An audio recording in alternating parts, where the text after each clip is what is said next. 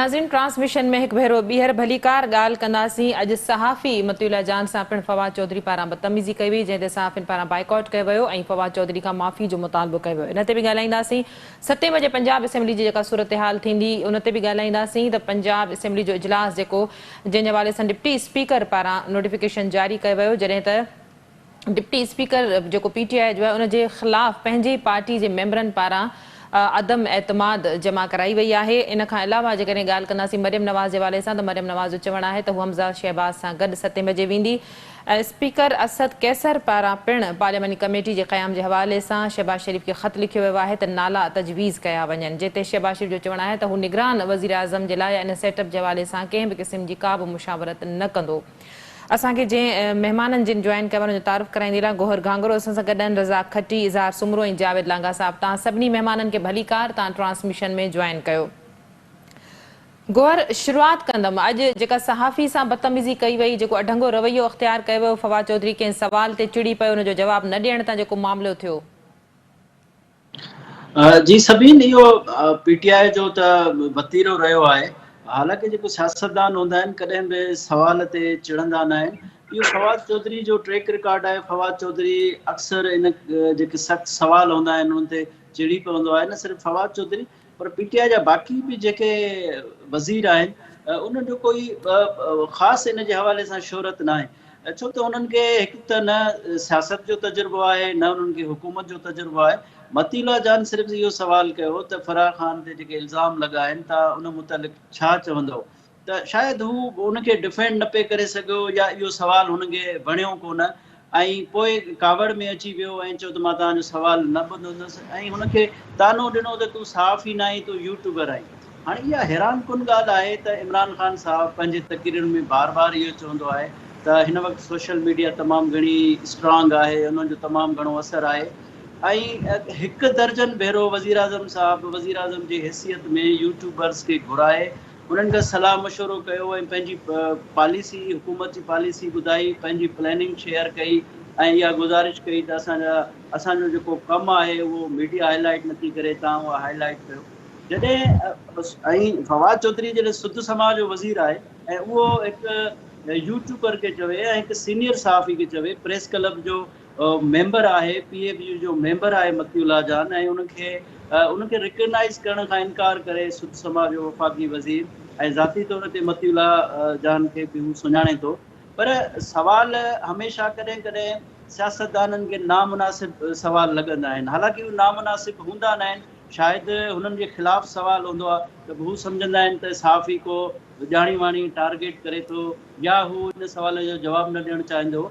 उनखे सुहिणे नमूने सां बि करे नो कमेंट्स बि चई सघे पियो या सुठे अंदाज़ में हू उनखे कंहिं तरीक़े सां हैंडल करे सघे पियो, पर हार्श अंदाज़ में जंहिं तरीक़े सां उन कयो आहे उनजो सबबु इहो आहे त फ्रस्ट्रेशन आहे इनखे PTI गवर्नमेंट खे, जेतोणीकि उहो गवर्नमेंट न रहिया आहिनि पर ज़ाहिर आहे उनखे फ्रस्ट्रेशन आहे। उहो फ्रस्ट्रेशन पंहिंजे मुख़्तलिफ़ अंदाज़ में पंहिंजी सियासी तरबियत जेकी हुननि जी आहे या हुननि जी जेका सही, ठीकु। रज़ाक खट्टी साहब असां सां गॾु आहिनि। रज़ाक साहब छा चवंदो, तव्हां बि इहे सभु शयूं ॾिसो था, चयो इहो पियो त फराह वारे मामले तां जेका हिन वक़्तु फ़रार थी वई आहे, दुबई हली वई आहे, मरियम नवाज़ जे हवाले सां फवाद चौधरी थोरी देरि अॻु में बि ॻाल्हायो त जेकॾहिं इहे सभु इल्ज़ाम या इहे सभु सबूत हुया, इहे सभु ॻाल्हियूं हुयूं त इन खां अॻु में छो न इहे सभु शयूं एक्सपोज़ कयूं हुयूं?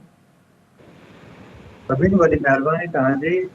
असल में साढा 3 साल खां थोरो वधीक वक़्तु गुज़रियो आहे तहरीक इंसाफ़ जी हुकूमत जो ऐं मीडिया सां जेका शौरी तौर ते हिननि शादी कई आहे। हिकु न रुॻो उन्हनि जी माशी नाकाबंदी कई वई, पर जेको प्रोफेशनल ज़िम्मेदारियूं हुयूं उन में बि रुकावटूं खड़ी पयूं हुयूं। मालिकनि खे कंट्रोल कयो वियो ऐं पाकिस्तान जी तारीख़ में ही पहिरियों दफ़ो हुयो जॾहिं मालिकनि जे माशी मुफ़ादनि जे लाइ पाकिस्तान जूं जेके सहाफ़ती यूनियन्स आहिनि उन्हनि जे लाइ मुज़ाहिरा कया। यानी हिन वक़्तु जेका हिननि सूरत हाल पैदा कई आहे, जेका गौर ॻाल्हि बि कई त फ्रस्ट्रेशन आहे, पर मुंहिंजो ख़्यालु इहो आहे त इहो तकबुर हिननि जो आहे, दिमाग़ एॾो ख़राबु आहे जंहिंजो तव्हां तसवुरु नथा करे सघो। हिकिड़ो तव्हांखे नंढो मिसाल ॾेई सघां थो त PID जेका आहे पाकिस्तान इंफॉर्मेशन डिपार्टमेंट उहो पंहिंजा जेके एक्रीडेटेड जर्नलिस्ट आहिनि उन्हनि खे हर साल कार्ड जारी कंदी आहे। इस्लामाबाद ऐं बाक़ी सूबनि में हिकिड़ो फ़र्क़ु इहो आहे त इस्लामाबाद में जेको जर्नलिस्ट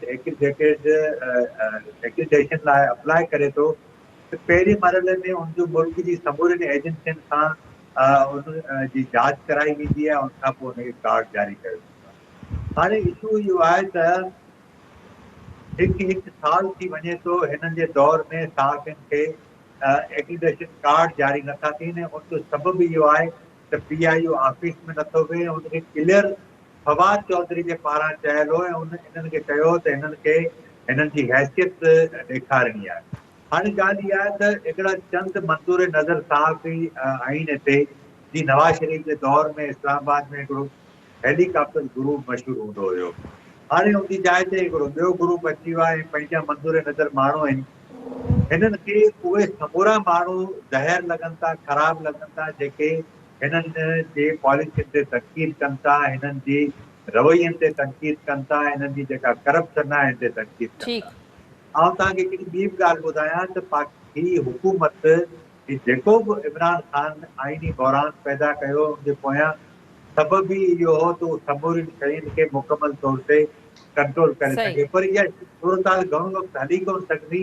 सुप्रीम कोर्ट जो घणो करे उमेद आहे सुभाणे फ़ैसिलो अची वेंदो ऐं फ़ैसिलो जेकॾहिं आइन कानून मूजिबि अचे थो त तव्हां ॾिसजो त हफ़्ते खां पोइ कहिड़ा कहिड़ा स्कैंडल अचनि था जो माण्हुनि जा हथ जेके आहिनि उहे पंहिंजे मथे ते हूंदा। त असां जिन खे एतिरो ईमानदार ऐं रियासत मदीना जो खलीफ़ो ते बिल्कुलु अलीम सम्झो ख़ान जी प्रेस कॉन्फ्रेंस खां पोइ ऐं फरारो मामिलो साम्हूं अचण खां पोइ काफ़ी शयूं एक्सपोज़ थी चुकियूं आहिनि, वाइकियूं थी चुकियूं आहिनि। जावेद लांघा साहब सां गॾु जावेद साहब छा चवंदो पंजाब असेंबली जी जेकॾहिं सूरत हाल ते ॻाल्हि कजे उते वज़ीर आला जी चूंड थियणी आहे ऐं उते जेको मामिलो रहियो गज़ट नोटिफिकेशन जे हवाले सां डिप्टी स्पीकर जो चवणो त निकिरंदो त पोइ इजलास थी सघे थो। वरी कहिड़े तरीक़े सां असेंबली खे बंदि कयो वियो ऐं खारदार तारूं हयूं वयूं, सॼी सूरत हाल ते छा चवंदो? पंजाब असेंबली में पिणु हिन वक़्तु आइनी ऐं सियासी बहरान आहे।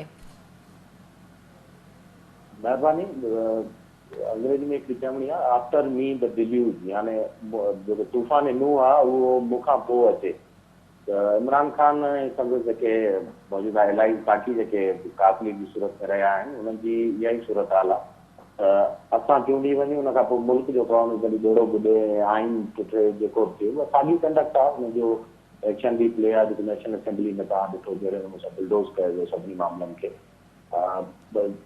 परवेज़ इलाही साहब जेको आहे उहो वादा करे आयो इमरान ख़ान सां त मां हर सूरत में टेबल टर्न करे विझंदुसि ऐं जेके PTI में धड़ा आहिनि उन्हनि खे बि इंटैक्ट कंदुसि ऐं चूंडिजी वेंदुसि ऐं तव्हांखे पाकिस्तान जे वॾे सूबे में हिकिड़ी हुकूमत हूंदी जितां वेही तव्हां हिकिड़ो सॼी पंहिंजी पॉलिटिक्स खेॾी सघंदो। छाकाणि आम तस्वर इहो आहे त जेको पंजाब खे रूल कंदो या पॉलिटिकल कंट्रोल कंदो उहो ई सॼे मुल्क खे ऐं वफ़ाक़ खे हलाईंदो। हिते जॾहिं हिकिड़ो मेज़रेबल फेल्यूअर हुनखे नज़र आयो आहे कानूनी तरीक़े सां ऐं वॾी हिकिड़ी डिफेक्शन थियो आहे तमामु घणो, वॾे तादाद में मेंबर जेके PTI जा मुनारिफ़ थिया आहिनि उतां ई स्कैंडल पिया अचनि ऐं उहे माण्हू जन उते PTI खे ठाहियो, PTI खे जा ATM बणिया ऐं जहाज़ में माण्हू भरे पिया आया ऐं हाणे उहे माण्हू तव्हांखे TV ते वेठल नज़र पिया अचनि। उन्हनि जी जेके राम कहाणियूं ऐं जेका दास्तान आहिनि उहे ॿुधाईंदे तव्हांखे नज़र पिया अचनि। त ज़ाहिर आहे इहा सूरत हाल मुंहिंजे हक़ में कान्हे का, उन वटि को बि आइनी अख़लाक़ी रस्तो सवाइ हिन जे कोन्हे को त सॼी लतार कनि आइन जी बि ऐं वैल्यूज़ जी बि। तव्हां ॾिसो था साफ़ जी गैलरी मां कढी हुनखे बंदि कयो थो वञे। मेंबर जेके हुते मौजूदु आहिनि उन्हनि जो पाणी बिजली ऐं गैस ऐं उन्हनि जा रिसोर्सिस ऐं हुते रहण जो जेको रमज़ान जो महीनो आहे ज़ाहिर आहे मज़ाकी रोज़ा थी रखे हुनमें न रसीदा मेंबर बि आहिनि तमामु घणा आहिनि। त सॼी सूरत हाल हुनजो एक्शन डिप्ले आहे, फ्रस्ट्रेशन आहे ऐं इहा कल्ह बि पाण ॻाल्हायो टियों ॾींहुं बि ॻाल्हायो इहा एसि ताईं जारी रहंदी ऐं इहे तव्हां ॾिसंदो जेसि ताईं गैरकी जी सूरत हाल बरक़रार थी रहे, कोर्ट तरफ़ां कोई वाज़े फ़ैसिलो वर्डिक्ट नथो अचे ऐं जेकॾहिं कोर्ट तरफ़ां को इबामी फ़ैसिलो आयो त मुंहिंजी ज़ाती राय इहा आहे त उन सां वधीक अनारकी थींदी, वधीक ट्रोल थींदी। अॼु तव्हां ॾिसो त मौलाना फज़लुर रहमान तरफ़ां जुमे जे ॾींहं खां हिकिड़ो जेको आहे आइन सां यकजहती जे नाले में एहतिजाज जी शुरूआत कई वई आहे। जॾहिं अपोज़िशन मायूस थींदी ज़ाहिर आहे उहा ॿिए रस्ते ते ईंदी, रोडनि ते ईंदी ऐं हुन में कंहिं न कंहिं टकराव जो नतीजो आहे। हुन सां इहो जेको रस्तो आहे आइनी इहो असां खां परे थींदो वेंदो ऐं मुल्क वधीक गैरकी जी ॾींदा वेंदो। ठीकु। इज़हार साहब छा चवंदो गुफ्तगू तव्हां जावेद साहब जी ॿुधी पंजाब असेंबली जे हवाले सां उन्हनि खां सवाल हो उन खां पोइ उन्हनि जो चवणो त ज़ाहिर आहे कोर्ट जो फ़ैसिलो सुभाणे मुतवक़ा आहे त अचे पर जेकॾहिं आइन जी बहाली जे हवाले सां फ़ैसिलो नथो अचे या को अहिड़ो गैर मुतवक़ा ज़ाहिर आहे कोर्टूं आज़ाद आहिनि को बि फ़ैसिलो ॾेई सघनि थियूं त पोइ छा सूरत हाल थी सघे थी अनार की तरफ़ ऐं पंजाब असेंबली जी सूरत हाल ते बि ज़रूरु ॻाल्हाइजो। एतिरो आसान न आहे हाणे कंहिंजे लाइ बि त अदालत या ॿिया जेके इदारा आहिनि उहे मुकमिल तौर ते आइन जे उबतड़ वञनि, छाकाणि इहा ॻाल्हि ख़ुदि अदालत बि चवे थी। अदालत जा जेके आर्ग्यूमेंट्स आहिनि उन में वॾे में वॾो आर्ग्यूमेंट इहो आहे त बराबरि स्पीकर वटि रूलिंग जो अख़्तियार आहे, पर सुवाल इहो आहे त छा स्पीकर ख़ुदि आइन जी ऐं आइन में ॾिनल मुख़्तलिफ़ शिकुनि जी भञकिड़ी करे सघे थो, यानी कि क्वेश्चन इहो रेस कयो आहे। हिन में हिकिड़ी वॾी डेवलपमेंट जेका आउं महसूसु करियां पियो अॼु उहा आहे शाह महमूद कुरैशी जी प्रेस कॉन्फ्रेंस।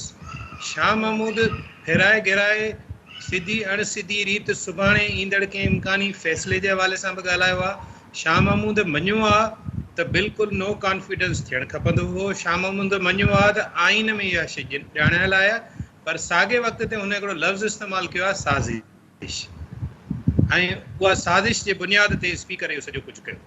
हाणे जेको ख़ुदि लफ़्ज़ साज़िश आहे माना इहा का बि कंहिं बि दुनिया जे कानून में कंहिं इदारे में इस्टेब्लिश थियल न आहे। ॻाल्हि हिकिड़ो हाइपोथेसिस आहे, हिकिड़ी थ्योरी आहे, हिकिड़ी कॉन्स्पिरेसी थ्योरी आहे जेका हुकूमत फ्लोट कई, ठीकु आहे, उहा सही बि थी सघे थी, ग़लति बि थी सघे थी।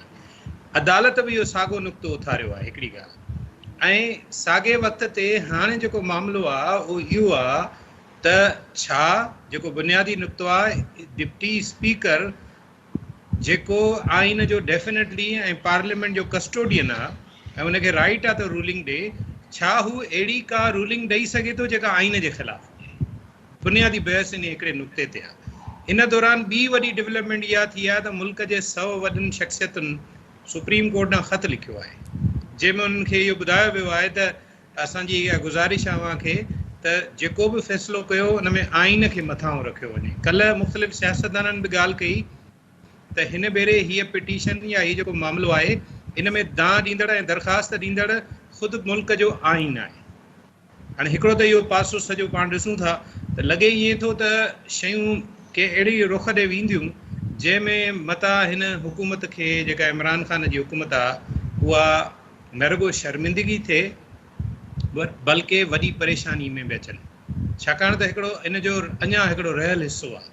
उहो रहियल हिसो इहो आहे जेको हीउ चवनि पिया था त कमीशन था जोड़ियूं ऐं ॿियूं शयूं था ॻाल्हियूं, हिननि जी स्ट्रेटजी छा आहे? हीउ माण्हुनि खे ड्रेजारे, हीसाए, धमकाए, वॾे आवाज़ में ॻाल्हाए, जीअं अॼु फवाद चौधरी कयो, ऐं हिन जो मॉडस ऑपरेंडी इहा आहे, माना दलील को बि न आहे हिननि वटि।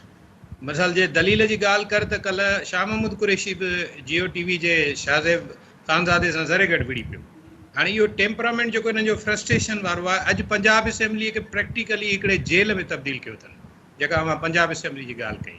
7 बजे अॼु हमज़ा शहबाज़ जी हिमायत में मरियम नवाज़ वञे पई ऐं मौलाना साहब जुमे ते मुल्क में आइन जी भञकिड़ीअ ते एहतजाज जो सॾु ॾिनो आहे। मूं तव्हांखे टियों ॾींहुं बि इहा ॻाल्हि चई हुई त हिकिड़ो ड्यू कोर्स थींदो आहे सियासत में दुनिया जे कंहिं बि मुल्क में। ॾिसो उनजो पहिरियों मरहलो हो पार्लियामेंट मायूस कयो सियासतदाननि खे, अदलिया ॾांहुं विया। अदलिया जो अॼु सुभाणे डेफिनेटली घणे वांगुरु सुभाणे उमेदु इहा आहे त फ़ैसिलो अची वेंदो, छाकाणि त चीफ जस्टिस साहिबु ॾाढो हम्बली हिन भेरे इन्हनि शयुनि खे ॾिठो आहे ऐं हुन माज़रत कई आहे अॼु त असां फ़ैसिलो न ॾेई सघियासीं, पर असां सुभाणे फ़ैसिलो ॾींदासीं। इन जो मतिलबु आहे त हुननि खे बि इदराक आहे। असां वटि कुझु दोस्त तमामु घणी जल्दबाज़ी बि कनि था हिन शइ ते। डेफिनेटली जेकॾहिं अदलिया ॻाल्हि बिना ॿुधण जेको फ़ैसिलो ॾिया त पोइ ख़ुदि फ़ैसिलो बि कमज़ोर थी वञे। हाणे सभिनी पार्टियुनि पंहिंजी ॻाल्हि करे वरिती आहे। अॼु अदलिया जे जेका सभ खां वॾी अहम जेका हेयरिंग में जेका ॻाल्हि थी आहे उहा थी आहे जेका बाबर जेको हिन जदीद दौर जो शरीफ़ुद्दीन पीज़ादो थियो पियो हले, जिते जो जादूगर मशहूरु शरीफ़ पीज़ादो, जेको इन क़िस्म जा हुकुमराननि खे उक्ता सुक्ता मशवरा ॾींदो फासाईंदो ऐं पोइ कोर्टुनि में शर्मिंदगी खे मुंहुं ॾियणो पवंदो हुकुमराननि खे। सो हीउ बि उहो साॻियो कमु पियो करे, पहिरीं पीपुल्स पार्टी सां गॾु, हाणे इमरान ख़ान सां गॾु आहे, ऐं पिछाड़ी इमरान ख़ान जो किथे अहिड़ी कंहिं मुसीबत में इमरान खे विझी पोइ पासीरो थी वेंदो। हिन जो तरीक़ेकार इहो आहे। अॼु बि हुन इहा कोशिशि कई अदलिया में, त अदलिया में हिन जी ठीकु ठाक क्लास वरिती वई ऐं हिन वॾी कोशिशि कई त हिन में डाइवर्जन्स हणा को हिन पासे खणी वञा हिन पासे खणी वञा, उन में हू कामयाबु न थियो। हाणे पाण हिन सॼी सूरत हाल में जेको हिकिड़ो अहम नुक़्तो आहे उन ते ॻाल्हाइणु चाहियूं था त हीअ जेको सॼी डेवलपमेंट थी आहे इन में हिकिड़ी धुर ख़ामोश आहे ऐं उन धुर चई छॾियो त असीं ग़ैर जानिबदार आहियूं। इन ॻाल्हि खे बि सम्झणो पवंदो पाण खे। डेफिनेटली उहे ग़ैर जानिबदार आहिनि ऐं इमरान ख़ान जी हुकूमत जिन खे थोरो डाउट आहे न त उहे वाक़ई ग़ैर जानिबदार न आहिनि ऐं इमरान खे का उन्हनि जी पुठ आहे सपोर्ट आहे, उन्हनि जे लाइ इहा ॻाल्हि वाज़े करणु ज़रूरी आहे त हू ग़ैर जानिबदार आहिनि। इन करे ई इमरान ख़ान ही सभु कुझु करे थो, पर इमरान ख़ान इहो घणो वक़्तु न करे सघंदो, छाकाणि त हिननि सभिनी ॻाल्हियुनि जी लिमिट आहे ऐं उहा लिमिट जेका ईंदी उहो जेको प्रेशर ईंदो डेफिनेटली अदलिया जे फ़ैसिले खां पोइ बि अची सघे थो। पर ओवरऑल जेकॾहिं इमरान ख़ान रोडनि ते बि वञणु चाहींदो त रोडनि ते बि हुनखे उन ई सूरत हाल खे मोड़ ॾियणो पवंदो जेका फवाद चौधरी खे। आख़िरी ॻाल्हि आउं इहा कंदुसि त इलेक्शन कमीशन बि अमली तौर ते इमरान ख़ान ऐं प्रेसिडेंट अलवीअ खे ठुप जवाबु ॾेई छॾियो आहे इलेक्शन कराइण खां तकड़ी 3 महीननि जे अंदरि। उन्हनि वाज़े तौर ते चयो आहे त तकबंदियूं तव्हां न कयूं, नई इलेक्शन आदमशुमारी जो ऐलान कयो, इन करे असां तकबंदियूं रोके छॾियूंसीं, फाटा खे मर्ज कयो तव्हां KPK में त उनजे करे डिलिमिटेशन हूअं ई करणी हुई। इहो सॼो प्रोसेस जेकॾहिं नथो थिए तकबंदियुनि वारो त पोइ इलेक्शनूं कीअं थींदियूं। तंहिंजे करे आउं सम्झां थो त जेको टियों मौक़ो आहे हिन में मूंखे जेका फीलिंग अचे थी उहा इहा आहे त PTI मरहलेवार पहिरियों हिकिड़े इदारे सां विड़ी आहे, उनजी सभिनी खे ख़बर आहे जे विड़े न हा त अदम एतमाद शायदि इन ज़ोर शोर सां पेश ई न थिया ऐं इताद ईअं छॾे न वञनि उनखे। उन खां पोइ पार्लियामेंट सां विड़ी आहे। हाणे ॾिसिजे त अॼु जेको उन्हनि जे वकील जेको बयानु ॾिनो आहे सदर जे, तव्हां ॿुधो त ॾाढी ख़ूबसूरती सां जजनि हुनखे जवाबु ॾिनो त असां हाणे प्रोटेक्टेड आहियूं, तव्हां अहिड़ा मिसाल न ॾियो, पर हुन प्रैक्टिकली मिसाल ॾिनो त जजनि खे बि गिरफ़्तार कयो वियो दुनिया जे हिकिड़े मुल्क में यूरोप जे। हाणे इन क़िस्म जी जेके ॻाल्हियूं ऐं गुफ़्तगू आहे ऐं लहजो आहे इन मां हुनजी फ्रस्ट्रेशन ज़ाहिर आहे। ऐं बिल्कुलु जीअं रज़ाक साहिबु ॻाल्हि कई, ईंदड़ जेके हफ़्ता आहिनि उन में TV चैनलनि लाइ मीडिया लाइ वॾियूं ख़बरूं आहिनि, वॾा मामला आहिनि ऐं वॾा राज़ फाश थियणा आहिनि ऐं इन सॼी ॻाल्हि खां ॾिनल आहिनि। इन करे न पंजाब में पावर छॾणु था चाहिनि न मर्कज़ में। जी ठीक, ट्रांसमिशन सिलसिले खे जारी रखंदासीं, पर हिते वक़्तु आहे मुख़्तसिर वक़फ़े जो, वठूं था वक़फ़ो।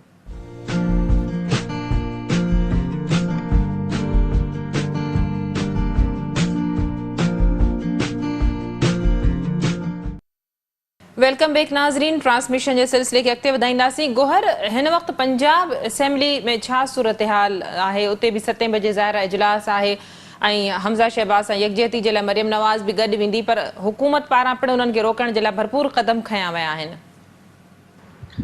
जी बिल्कुलु, पंजाब वारो मामिलो बि सॼो वफ़ाक़ सां ई सलाड़ियल आहे ऐं जेके क़दम PTI जो जेको माइंड सेट आहे उहो माइंड सेट रिफ्लेक्ट करे पियो पंजाब में बि। ज़ाहिर आहे हाणे उते बि इहा साॻी सूरत हाल थी वेंदी।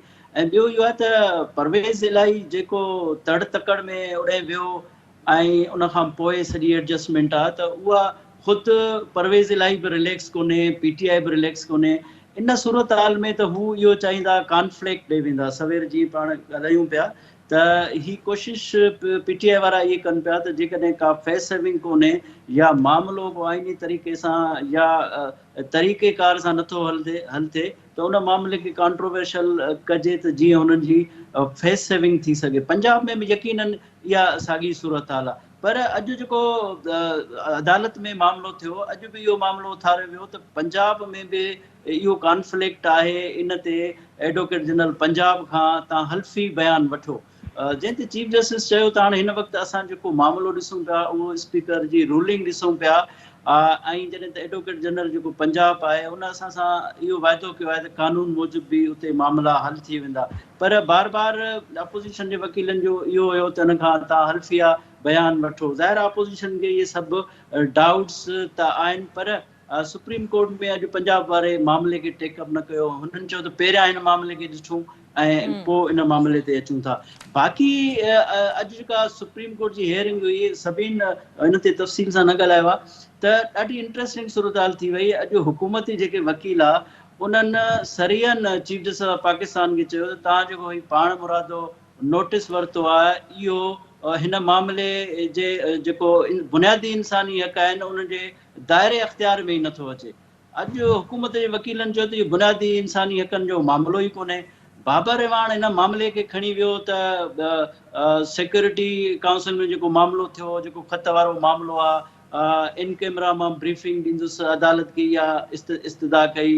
ॿिए तरफ़ अली ज़फ़र जेको सदर पाकिस्तान जो वकील आहे, उन चयो त तव्हां पार्लियामेंट जे मामले खे तव्हां ॿुधी कोन था सघो, मुख़्तलिफ़ उन मिसाल बि ॾिना। जी त हाणे जेके हुकूमती वकील आहिनि उहो सॼो जेको अदालत खे डिट्रैक करणु चाहिनि था, जेको फ़ैसिलो अदालत करणु चाहे थी फौरी तौर ऐं जेको न पियो थिए, जीअं ॻाल्हि इज़हार साहिबु चयो त सुभाणे फ़ैसिलो अची वेंदो, कुझु सीनियर वकीलनि जो चवणु आहे, पर मूंखे नथो लॻे जंहिं तरीक़े सां हुकूमती वकील उन मामले ते ई कोन पिया अचनि ऐं अदालत खे डिट्रैक कनि पिया ऐं हू चाहिनि था त इन मामले खे अञा वधीक तवाल थिए, छो त हुननि खे पीटीआई हुकूमत खे को हल नज़र नथो अचे। नथो अचे। रज़ाक साहब छा चवंदो निगरान वज़ीर आज़म जे सेटअप वारो जेको मामलो आहे उन ते बि शहबाज़ शरीफ़ इहो चयो आहे वाज़े तरीक़े सां त हू उन ख़त लिखी करे सदर खे चयो आहे त हू कंहिं बि क़िस्म जी मुशावरत जो हिसो नथो थियणु चाहे।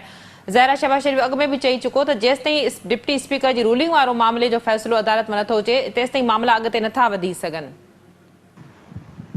असल में हुकूमत बुनियादी तौर ते सदर ममलिकत आरिफ अलवी जेको सदर जी ऑफिस आहे उन सां जेको हाल कयो आहे उहो पाण वटि इहो इमरान ख़ान पार्लियामेंट सां हाल कयो साॻी ॻाल्हि। हाणे सची ॻाल्हि इहा आहे त तव्हां ॾिसो न हिन वक़्तु ताईं अॼु जी मौलाना फज़ल रहमान ॻाल्हि कई आहे त वज़ीर आज़म खे जेको आर्ज़ी मामला यानी डे टू डे वारा जेके अफेयर संभालना जेको चार्ज ॾिनी वई आहे उनजो को लिखत में को नोटिफिकेशन कैबिनेट डिवीजन जारी कोन कयो आहे। सो ही बसि ईअं ई हिननि को जुगाड़ ते हलायो आहे, ईअं त दुकान बि कोन हलाइबा आहिनि जी मुल्क खे जे अंदाज़ ऐं जे बेदर्दी जे फाशिज़म सां फस्ताइत सां जे अंदाज़ सां हलाइनि पिया। इहो ई सबबु आहे त अॼु राति जो 11 वॻे अपोज़िशन जो इजलास आहे जंहिंमें पीटीएम में शामिल समूरी जमायतूं, पाकिस्तान पीपुल्स पार्टी, ANP इहे सभु शामिल हूंदियूं। मुंहिंजो ख़्याल आहे त राति जो 2:30 वॻे ताईं इहो इजलास हलंदो ऐं उनखां पोइ ब्रीफिंग थींदी। इनमें इहे समूरा मामला डिस्कस में ईंदा। जेकॾहिं इन केस सुभाणे फ़ैसिलो अचे थो ऐं फ़ैसिलो जेकॾहिं स्पीकर जी रूलिंग डिप्टी स्पीकर जी रूलिंग उॾामी थी वञे पोइ त ठीकु आहे, पर जेकॾहिं इहे मामला ईअं ई विच में रखी के नज़रिया ज़रूरत वारी सूरत हाल खे साम्हूं रखी फ़ैसिलो अचे थो त पोइ त अपोज़िशन वटि कुझु बि कोन बचंदो ऐं उन वटि मूंखे जेको सूरत हाल लॻे ईअं थी त शायदि उन्हनि ज़हन बि ठाहे छॾियो आहे त इलेक्शन में वञिजे। पर हाणे हिते हिकिड़ो जेको सवाल आहे उहो इहो आहे त EVM जेका आहे उहा ऐं ओवरसीज़ पाकिस्तानियुनि वारो जेको वोट आहे उहो बुनियादी तौर ते सॼो सूट करे थो पाकिस्तान तहरीक इंसाफ़ खे। सो सर्वाइवल जो मसइलो आहे हिकिड़ी तरफ़ पाकिस्तान तहरीक इंसाफ़ जो वक्त महदूद आहे। जावेद साहब खां बि राय वठंदासीं। जावेद साहब गुफ्तगू तव्हां ॿुधी छा चवंदो इन सॼे मामले ते?